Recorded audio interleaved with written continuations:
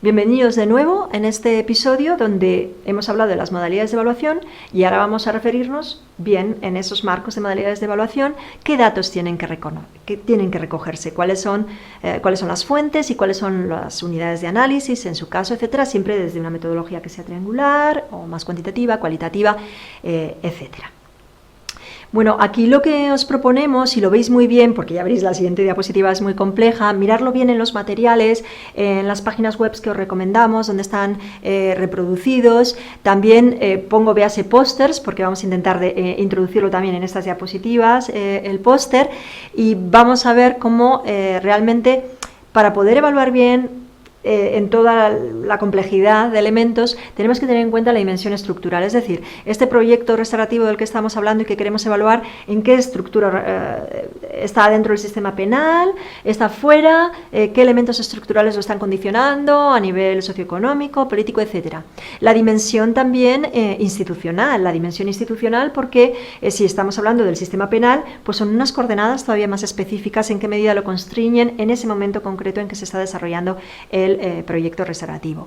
Hay una dimensión procedimental, cómo se desarrollan, por ejemplo, cuáles son los espacios. Es muy interesante, cuando hablamos de datos, pues aquí estamos abiertos a la imaginación, somos un poco, yo digo, como traperos, ¿no? Intentamos, los evaluadores, intentar asir elementos, intentar acercarnos a la realidad de la justicia restaurativa, que además, recordad, está presidida por ese principio de confidencialidad. Los encuentros restaurativos, las conferencias, los círculos, las mediaciones, normalmente no les gusta la idea de tener a alguien observando. En algunos casos ha sido posible, nos han dado autorización y podemos observar, pero esto es bastante excepcional.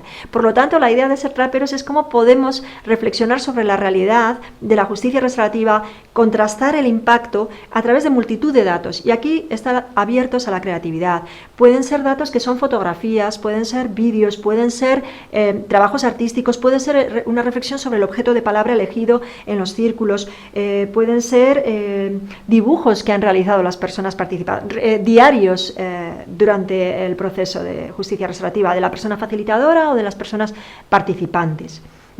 Y en esa dimensión procedimental queremos intentar asir eso, ¿no? Cómo se ha vivido por las personas la fase de información, de acogida, de desarrollo del círculo de conferencia de la mediación, de cierre, etcétera. Toda esa fase procedimental, si han sentido que la persona facilitadora ha realizado su labor con objetividad, con respeto, etcétera, se ha respetado el principio de confidencialidad, de voluntariedad.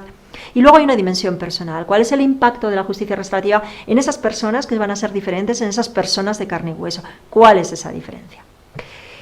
Fundamentalmente estas son las dimensiones. En una diapositiva posterior podréis ver cómo se ha ido estructurando a través de una serie de indicadores que en su día identificamos en un póster que presentamos en el año 2011 al Congreso Español de Criminología, y se trata, y lo veréis a través de los materiales, de poder recoger algunos, porque son muchísimos, algunos de esos indicadores y adaptarlos, o incluso crear vuestros propios indicadores, tanto desde una perspectiva, siempre desde una perspectiva interdisciplinar a poder ser, y utilizando datos cuantitativos y cualitativos. Los datos cualitativos pueden ser cuantitativizados, podemos utilizar, además, como veremos, mencionaré en el siguiente episodio, diferentes softwares, pero es muy importante saber que si queremos contar con esos datos, de ahí la importancia de, cuando estemos diseñando un programa de justicia restaurativa, recordad que vayamos recogiendo esos datos, que tengamos la posibilidad de acceder ya a esos datos, por ejemplo, a través de bases de datos que recojan datos cuantitativos y cualitativos.